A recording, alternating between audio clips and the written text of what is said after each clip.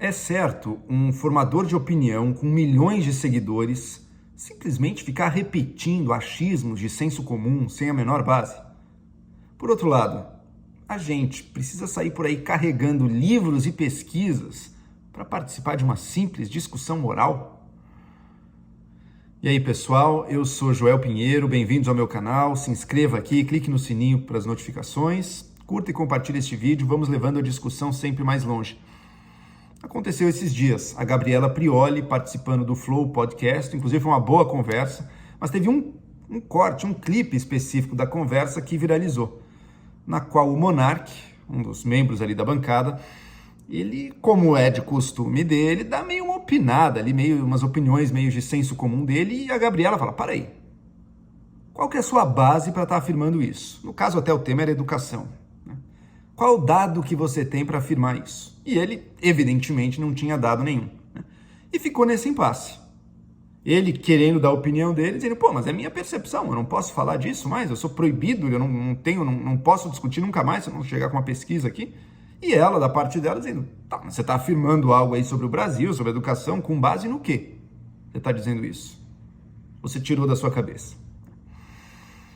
E levanta um dilema dos dias de hoje, isso. Levanta um dilema de duas posições antagônicas, que não são só dos dois, mas um dilema que a gente observa e vivencia no dia a dia do debate público nas redes sociais. Hoje em dia, debate público se dá nas redes sociais.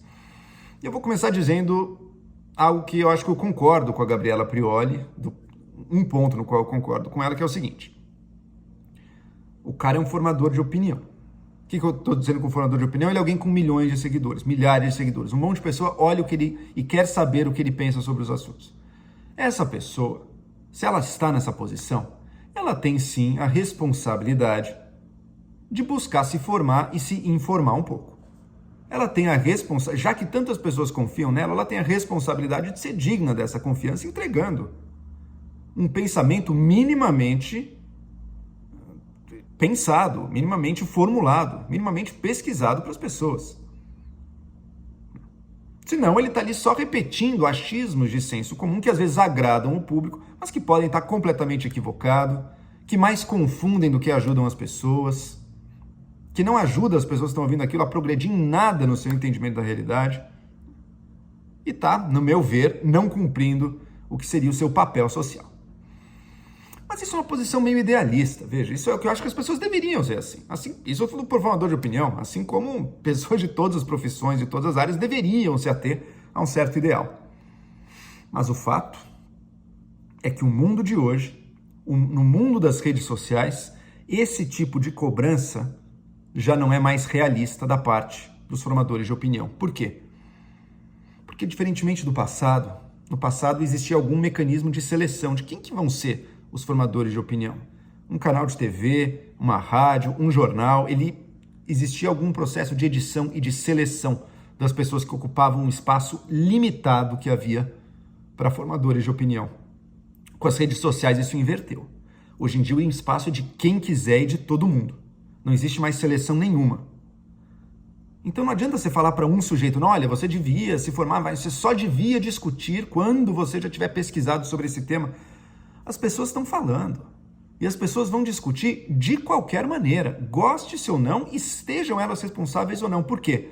Porque querem público. E tem gente que tem talento para falar, tem gente que tem carisma, tem gente que consegue se conectar com o espectador e essa pessoa vai estar atrás de público e vai estar atrás do reconhecimento, ou às vezes atrás do dinheiro também, enfim.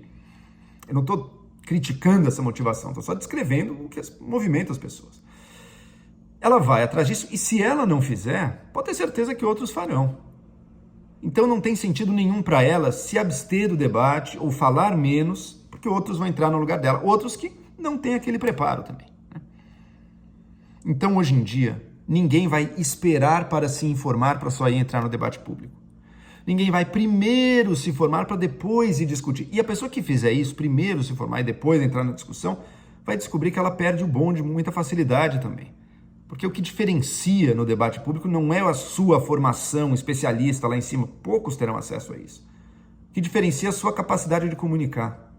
E se você passou anos sem desenvolver isso, você provavelmente não vai ser dos melhores. Claro que tem exceções, mas via de regra, você não vai ser dos mais talhados para isso, né? O especialista, via de regra, não é o mais talhado para o debate público. Então veja, as pessoas vão falar e não adianta fazer nenhuma restrição moral quanto a isso, nenhuma restrição de que você devia se informar. As pessoas vão querer conversar. Portanto, se a gente for elevar o grau do debate público, não vai ser impedindo pessoas de participarem até que elas tenham alguma informação. Isso não vai acontecer. A ordem vai ter que ser inversa. É a seguinte: tá todo mundo falando, tá todo mundo discutindo. Se eu só cobrar dados de alguém, chegar nesse impasse, eu caso o efeito adverso. Eu que estou cobrando dados acabo ficando como o antipático da história, o elitista da história, porque eu, com a minha formação, com os meus livros, me coloco na posição do que sabe, do que é superior, e aponto o dedo naquele que é mais espontâneo, que não pesquisou tanto, que não sabe tanto, mas que tem uma opinião, tem um sentimento sobre o assunto. Hoje em dia, se a gente quiser elevar o nível do debate público, isso só pode se dar no engajamento na conversa. É aceitar a existência dessa conversa e a existência da discussão sem base como ponto de partida. E aí sim, engajando nessa conversa, tentar elevar o nível dela. Então a pessoa traz uma opinião de senso comum. Eu posso concordar ou discordar dessa premissa de senso comum. No caso lá do Flow, a opinião do Monark era que a educação brasileira vai muito mal das pernas. Olha, gente, eu acho que mesmo sem grandes dados, mais ou menos você sabe, né, que sim, a educação no Brasil vai mal. Eu sei um pouco de que dados ir atrás. Eu sei, por exemplo, que o Brasil vai mal nos testes do PISA. Agora, eu lembro de cabeça aqui comigo qual a posição do Brasil em matemática no teste do PISA? Não sei. Eu sei que vai mal e se eu for pesquisar eu vou encontrar com muita facilidade essa posição. Mas então eu concordo com essa premissa. Se eu concordo com essa premissa, ok, pego ela e vamos levar adiante a discussão. Ok, o que a gente pode fazer para melhorar a educação? Eu já vi pesquisas nessa direção, vi em outras, não sei de cabeça os números exatos delas, né? Agora, e se eu discordar da premissa? O cara trouxe uma premissa completamente equivocada ali. Sei lá, que o problema da educação é a doutrinação infantil, é o comunismo na sala de aula. Essa é uma premissa que muita gente parte e eu considero totalmente errado. Não mate o debate aí. Não faça a discussão morrer aí. Traga a posição contrária. Primeiro, você tem algum dado de outra coisa? Eu tenho, olha, sabe que o Brasil vai muito mal em ler e escrever? Portanto, o problema não é que as crianças estão sendo doutrinadas, é que não aprendem nem o básico. Traga outra posição e desenvolva a partir dela. E outras vezes, pegue a suposição da outra pessoa, suponha que ela é verdadeira para efeitos da discussão e leve adiante. Vamos ver as consequências. Ok, você acha que a doutrinação é um problema? O que você propõe fazer? Você propõe isso. Olha, por esses motivos, acho que essas soluções não são tão boas. Não deixe a discussão morrer. Engaje na discussão e leve ela adiante. Isso é especialmente verdadeiro na discussão oral, tá? Porque na discussão por escrito, nela sim, há uma expectativa maior de que você traga uma coisa um pouco mais de dados, números precisos e tudo. Na oral, não. Veja que curioso. O dado na discussão oral, ele é sempre e apenas eu não digo, mas ele é principalmente um artifício retórico. Por quê? Porque durante uma discussão oral, ninguém vai ter tempo de checar aquele dado. Então, se eu falar um número que está errado, ninguém vai saber.